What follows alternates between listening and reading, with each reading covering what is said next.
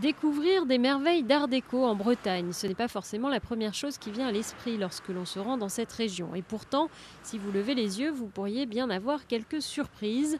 Il faut parfois un regard affûté pour apercevoir cet héritage historique. Et de temps en temps, comme dans cette boutique de Rennes, ces trésors cachés se trouvent juste sous vos pieds.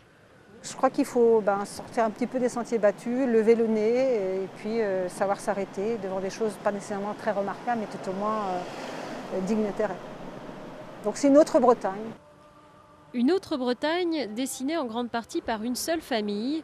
Il y a plus d'un siècle, un immigrant italien, Isidore Odorico, a en effet importé son savoir-faire de son village natal du Frioul, une région dont la tradition de mosaïste remonte à l'époque romaine. Son fils a ensuite poursuivi son œuvre après la Première Guerre mondiale, combinant habilement prouesse technique et art moderne pour créer un style unique.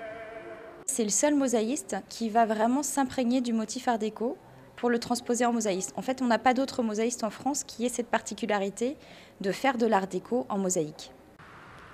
Malheureusement, l'entreprise ne s'est jamais vraiment remise de la mort d'Odorico en 1945. Différents propriétaires se sont relayés à sa tête avant qu'elle ne mette la clé sous la porte dans les années 70.